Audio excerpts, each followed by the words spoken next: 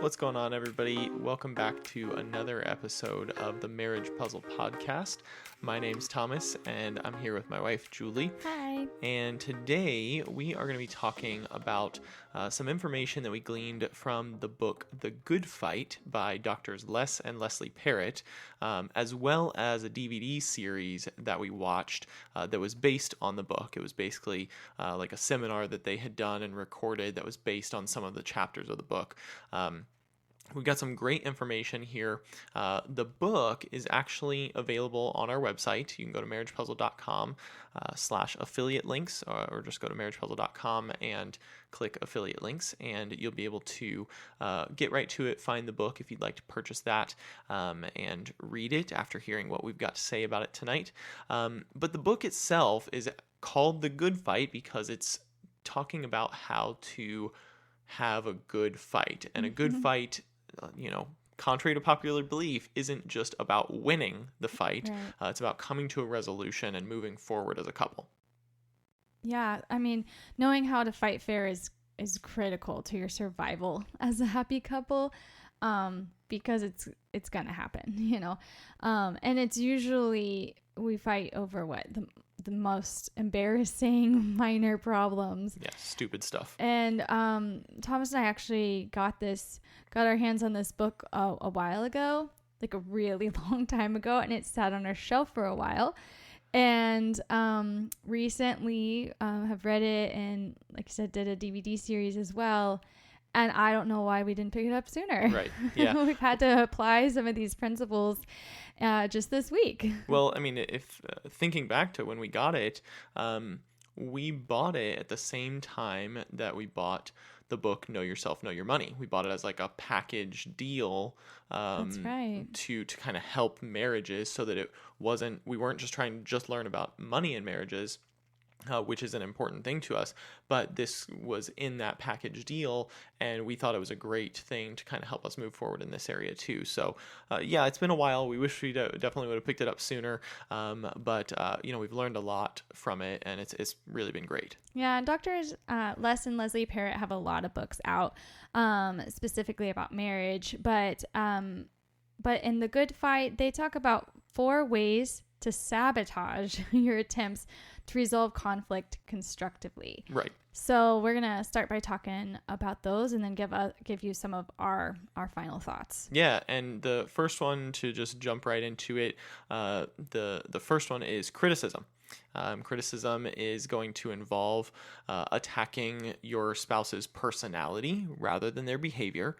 That's just going to be entail blaming them for something, making a personal attack, or an accusation. So it's really just saying, you as a person are a problem when you've really just got an issue with a way that they may be treating you, or something that they may be doing that's bothering you, or not doing that's bothering you, or something that is causing you to feel a certain way, or something like that. Yeah, again, those are what to do if you want to sabotage conflict, kind of what not to do first before we get into what to do. So yeah, criticism's not good. Don't criticize. Don't personally attack your spouse or blame them, things like that. Yeah. The second one of the 4 things is contempt.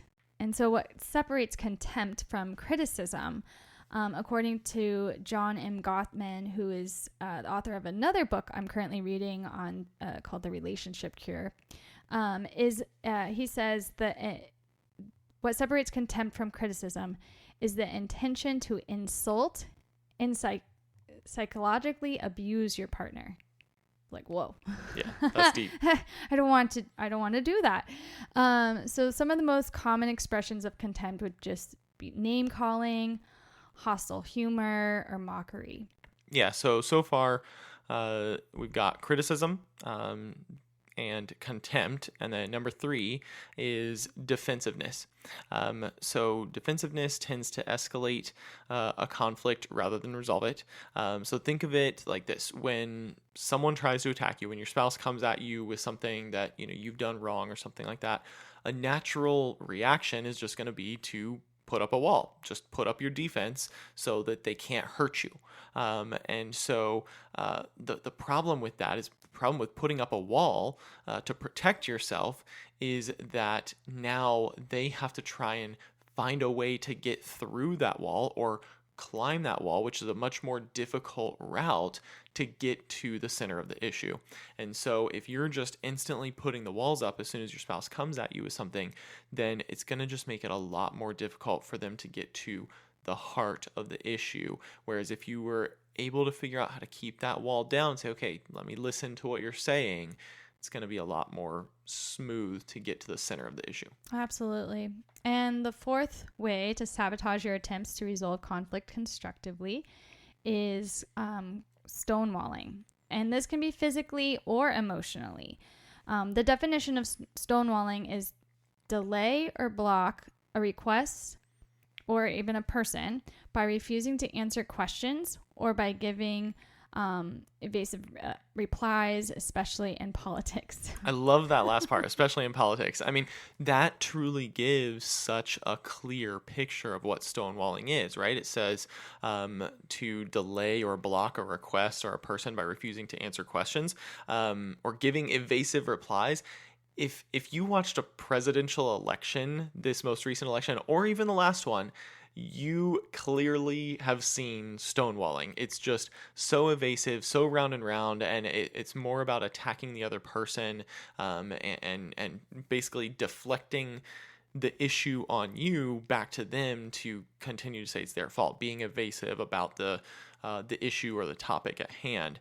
I think it's such a terrible image of our country, but it's such a beautiful image of this exact definition. And I love that the true definition conflict says especially in politics. Well, and debates. I mean, that's what a fight can be in your marriage. And conflict is natural in intimate relationships. I mean, once that's understood, then you can change from like conflict no longer represents a crisis, but an opportunity for growth for the other person and for yourself. Mm-hmm. And so I actually saw this week as we were researching conflict more is conflict can be described like a fire.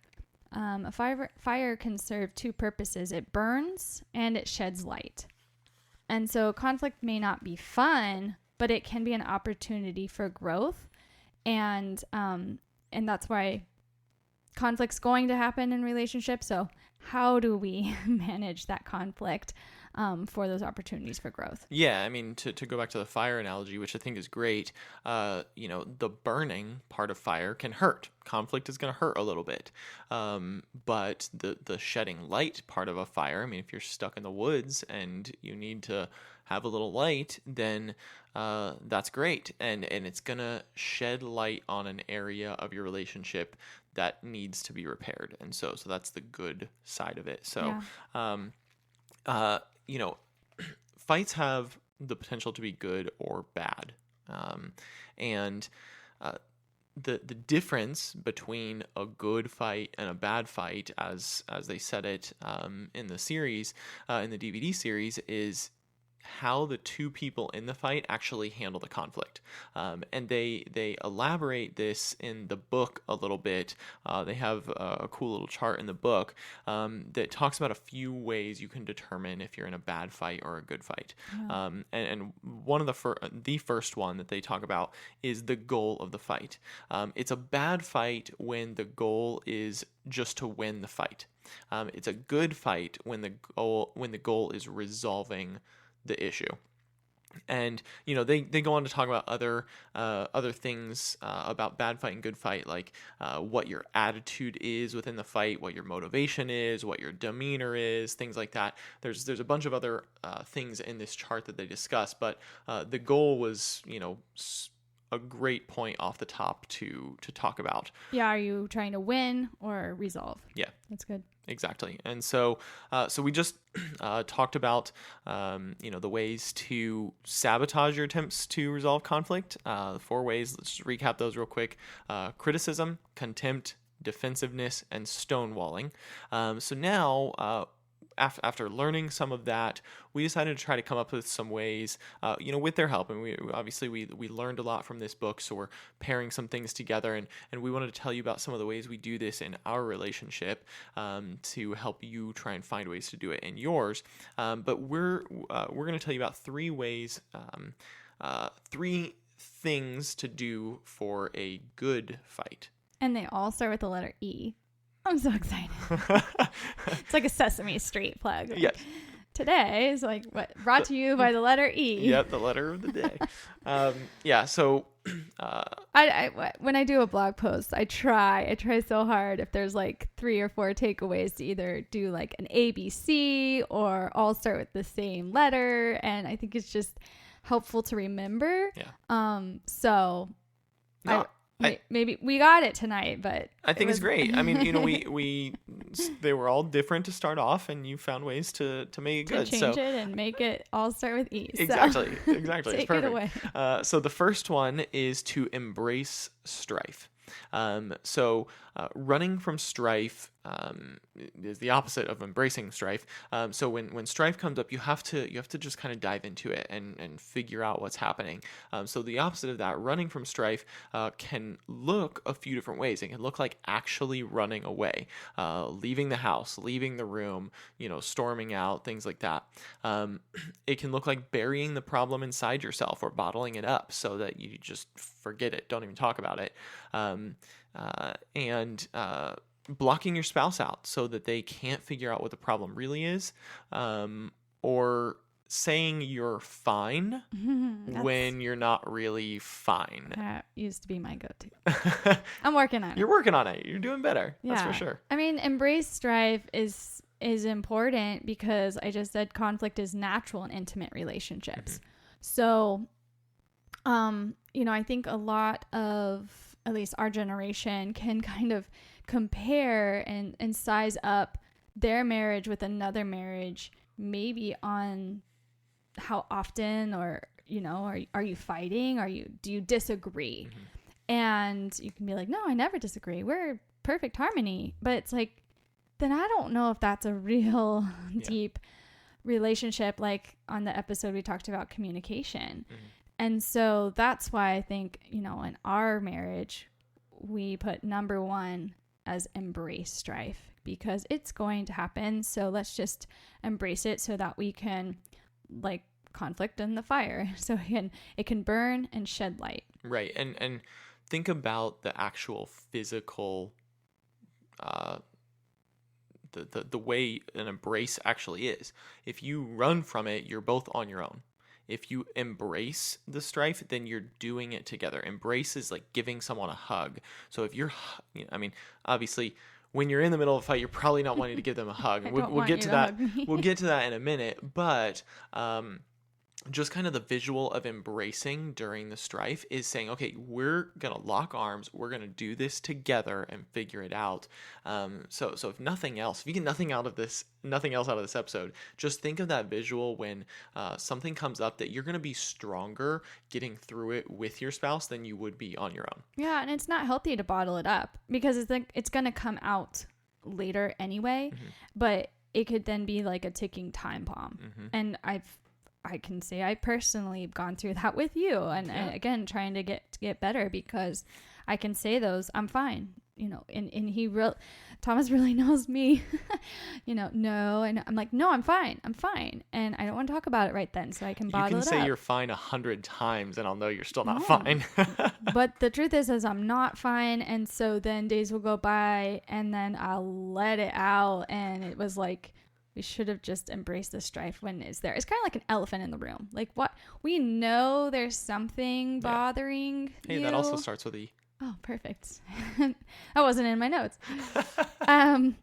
You're welcome. How many times are we going to say that on this podcast? That wasn't in our notes. Just profound. But yeah, embrace the elephant in the room. Embrace strife. It's just awkward when something's there, and why do you not feel comfortable with your spouse to address it? Because it could probably be more in a calmer matter, mm-hmm. if we embrace strife, once you feel it, mm-hmm. than pushing it down, and then it's a big blow up. Right. Yeah, and I mean, so we've been kind of first talking about the ways what running from strife looks like, but now let's talk about a few ways how to embrace the strife. When a spouse brings up an issue to you, when you bring up an issue to your spouse or vice versa, the other person should stop and listen attentively. If you give your spouse your full attention when they bring up an issue to you, then that's so much better than half listening with your phone in front of your face or something like that. Make sure that you paraphrase what the person with the issue said, so that you make sure you understand. I think the two of these, like, what I hear you saying is this. Is that right? Right. Because now we're engaging in this together instead of just okay. But Right. like, you could have heard something else. So if you're like, what I hear you saying is this, is that correct? And if not, then I have a chance to tweak that and go further and deeper for you to, understand what I'm trying to communicate. Exactly. And pairing that with listening attentively. If you're listening attentively to your spouse, when they bring up an issue to you, like if you bring up an issue to me and I'm 100% eyes to eyes looking at you, trying to understand, and I say it back to you and I get it completely wrong, at least I was still trying to understand. Right. I was clearly looking at you. I wasn't distracted by anything else.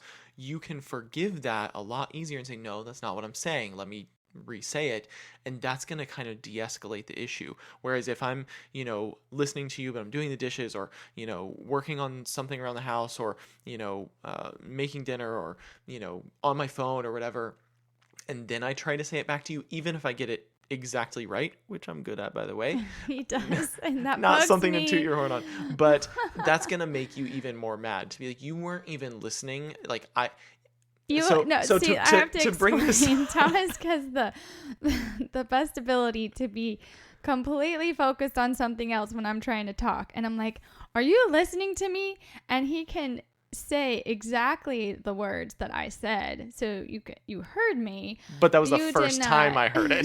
When I say it back out of my mouth was the first time I heard it. There's this smirk on his face of like, I repeated what you said, but I didn't really take it to heart. So don't be fooled by that.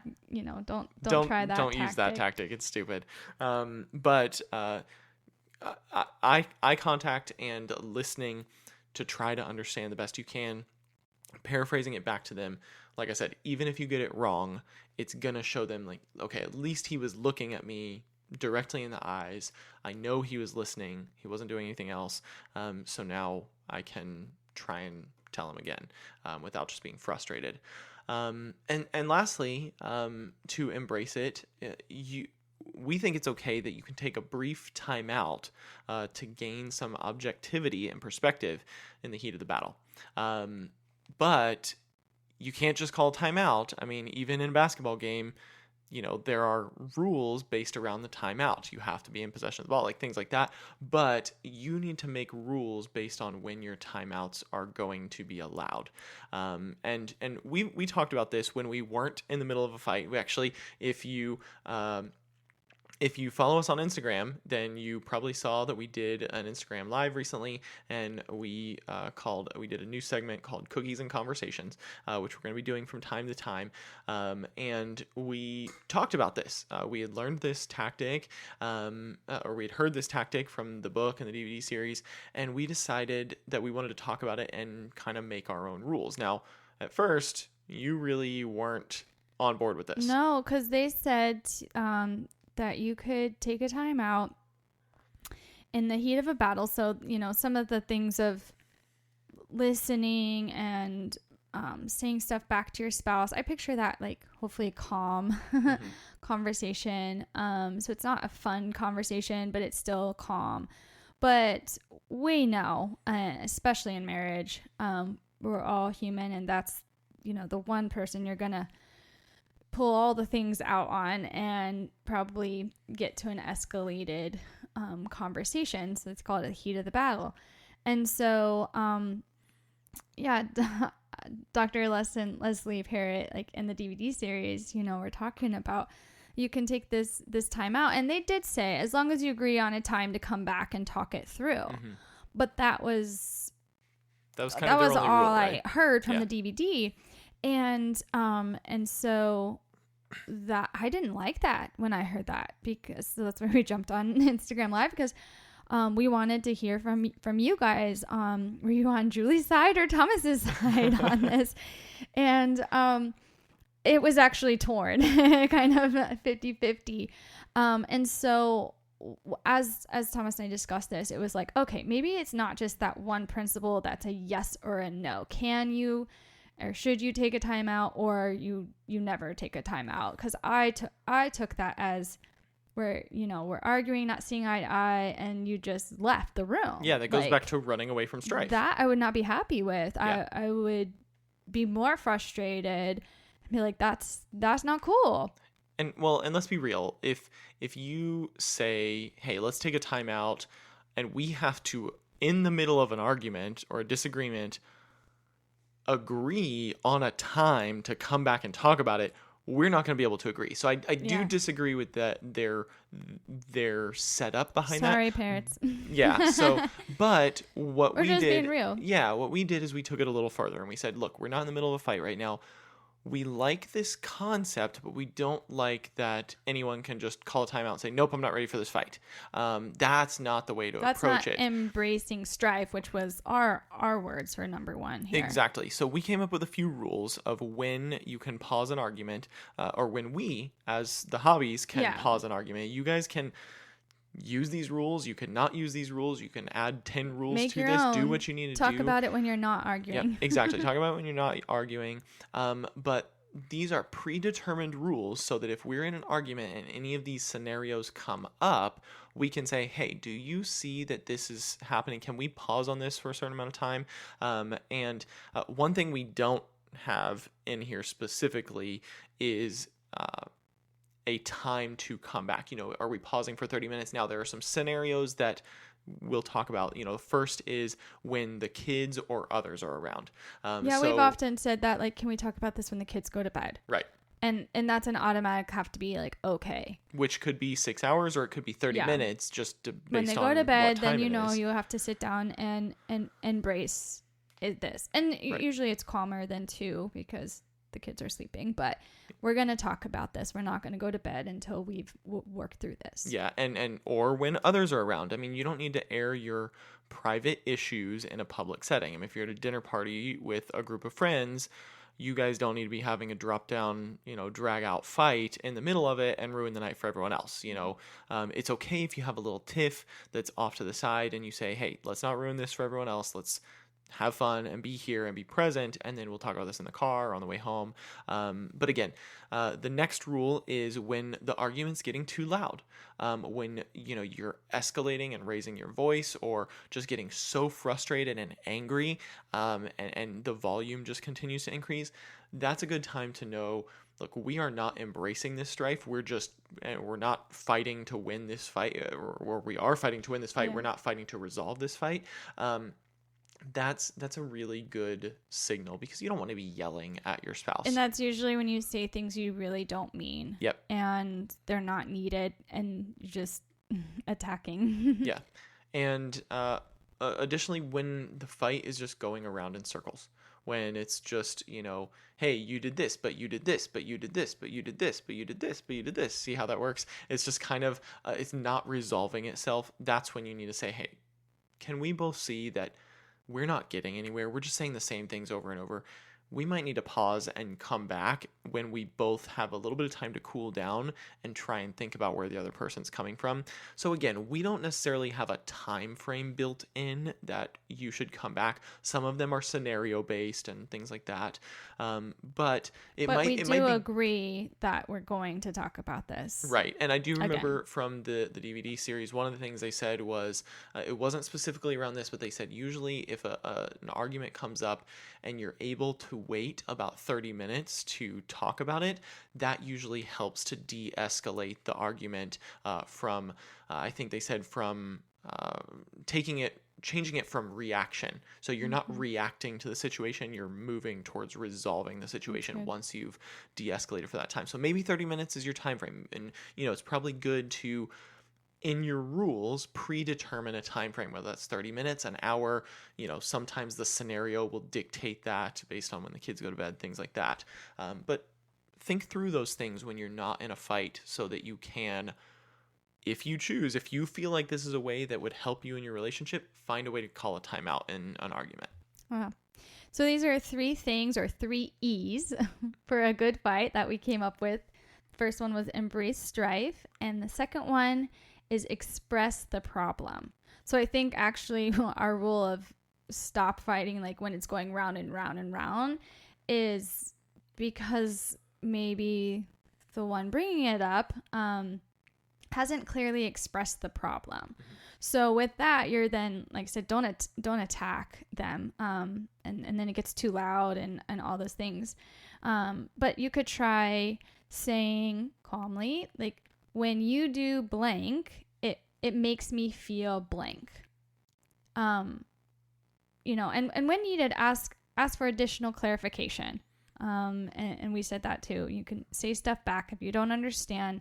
Can you help me? Can you give me an example? That's a good one. Because that lets your spouse know that you care about resolving the issue and that you want to truly understand what is going on to move towards resolution. But you're not attacking. You're trying to let them, because sometimes it's hard to express the problem. That's my problem. That's when I say I'm fine. Or sometimes I don't know how to say it. I don't want to hurt your feelings, or I don't know how to articulate it. So we can pick words that are more hurtful than, helpful or more surface, right? Because you may be trying to express what the problem is, but maybe you're just expressing a symptom of the problem, right? I think so many people fight over symptoms instead of the actual problem, and that's why express the problem is our number 2 rule here. Embrace strife and express the problem.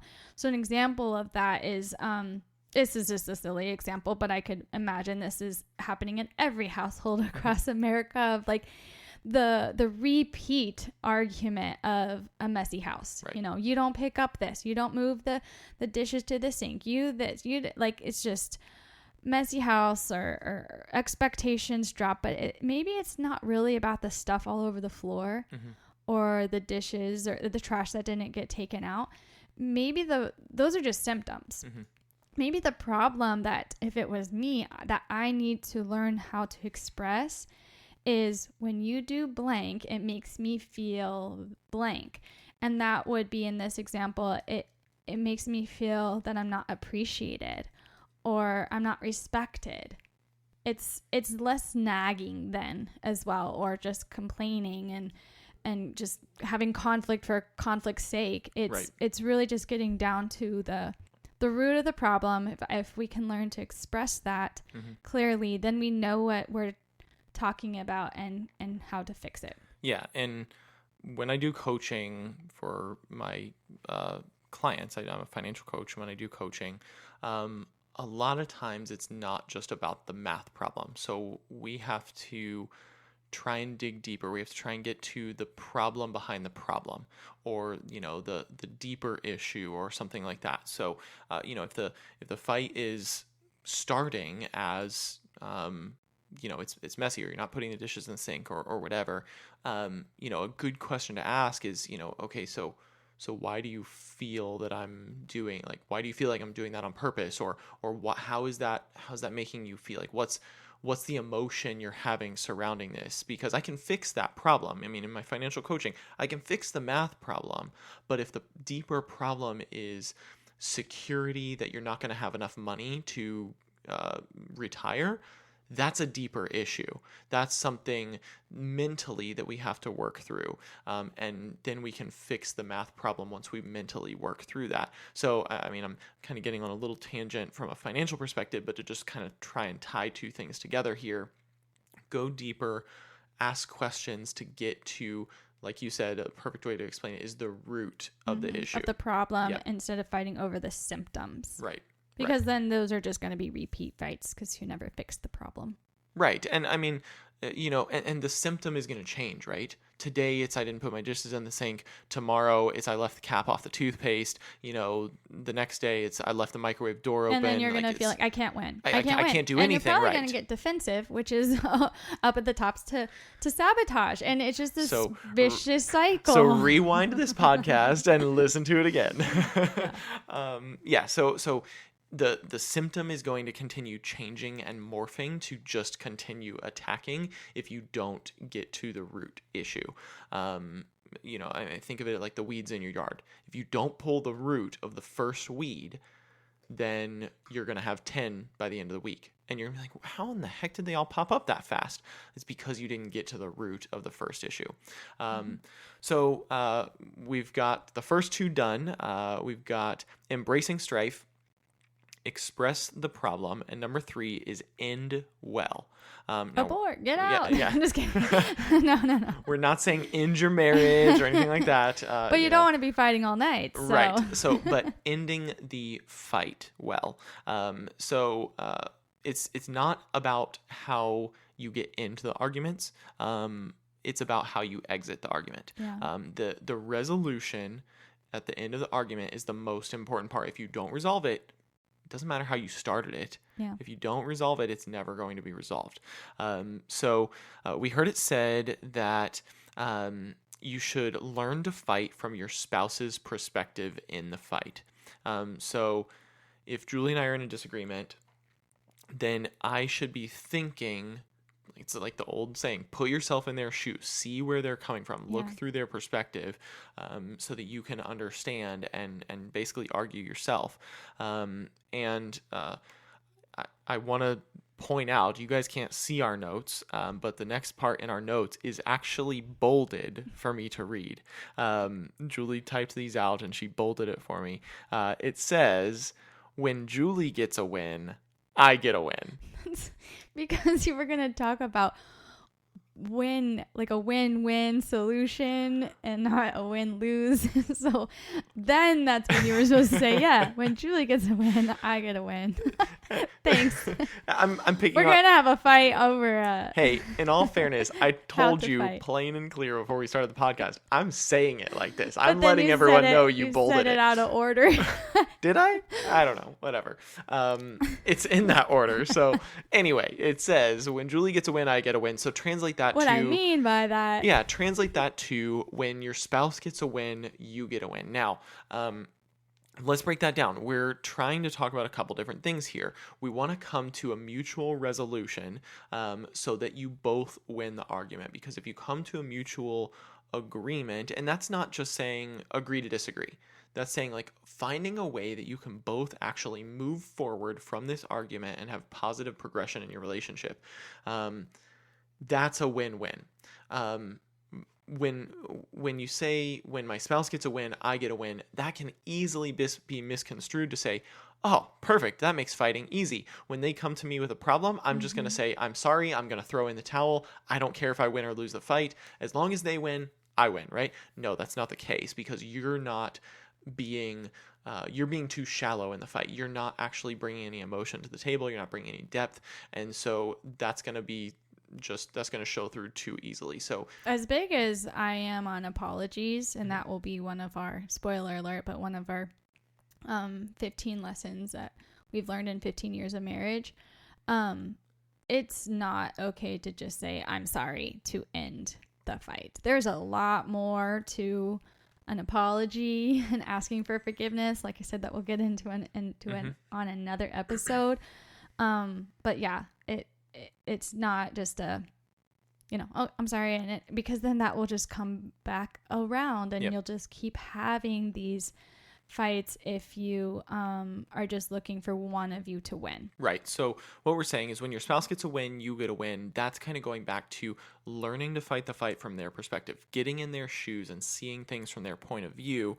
That's what we're talking about. If you can start seeing things from their point of view, then you're going to start fighting for what they want, especially if they're the one that brings the issue to you. And you say, okay, if I put myself in their shoes and I saw me doing this, how would that make me feel? Then you're fighting to get them the win. You're fighting for them to be healed from this issue. Yeah, I mean, going up to the silly example of the messy house, if I was complaining about that and, you know, saying I don't feel appreciated or respected, I know that you would say, well, okay, I want you to feel appreciated and respected, so let's talk about how we can get that. What do I need to change? What do you need to change? And you're kind of going back and forth into the discussion. If you were just like, fine, I'll just pick up my stuff. Right. I mean, that sounds like an easy It resolves the symptom. win, but it was like, well, I don't know if I feel appreciated still. So resolves the symptom, not the problem. Yeah. So that's kind of where like the number third point here of ending well is just as important as the others. Yeah, and lastly, in ending well, when you actually end and you both feel like you're at a resolution, even if that means asking like, okay, are we good now? Like have if you're not clear, we said it earlier, get clarification. If you really don't know if the fight is over, ask like, okay, are you good? Did we resolve this? Okay like, with me? Yeah, are we okay? back on the same page? The last thing you should do is embrace. Another E. Another E. There you go. Look at that. It's still under end well, but well, hey, we had elephant thrown in there somewhere too. So, but embrace. Make sure, you can't leave a fight and stay mad at them where you don't want to touch them anymore, or for the rest of the day or whatever. So you have to embrace at the end of the argument. Show that you still love the person.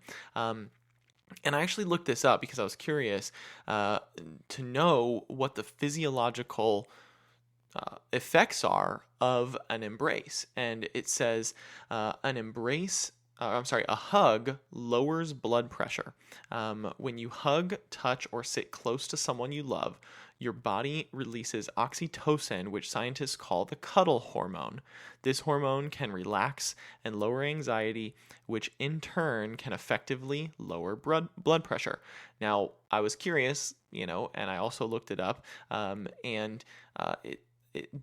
your body, when you're in a stressful situation, your body temporarily increases your blood pressure. And so when you're in a fight, when you're in an argument, your heart's going to be beating a little faster, things like that. And that's going to increase your blood pressure. So when you're done with the argument, you both need that embrace to help your body calm down. Oh, I feel like I want to hug right now. Well, I do too, but there's microphones in our way. So, but yes, But it would be hard to hug you. We joked about that a little while ago. It'd be hard to hug you when I'm mad at you, like in the middle of it. And so that is a good ending. Like it's going to be then genuine, like, okay, we're okay. And then it just gives back so much to each other coming down off of that. Yeah, absolutely. So yeah, make sure you hug and embrace at the end of the argument. That's going to be the symbol for both of you that the argument is done. Yeah. So that's a lot of food for thought. Hopefully you are talking with your spouse about before the next conflict arises, because it's inevitable. So, so our encouragement is to embrace strife, express the problem, and end well. And hopefully that will be a good fight and a good marriage. And we're just having so much fun on this podcast, so we hope you're having fun listening. Let us know what you think. We'd love some comments on if you're following us on Instagram or Facebook at Marriage Puzzle, or you can DM us or send us an email from our website at marriagepuzzle.com. Check out our new pages that we have up there as well. And we have episodes releasing of our podcast every week, every Monday. So we hope you join us next week, where together we'll work on marriage one puzzle piece at a time.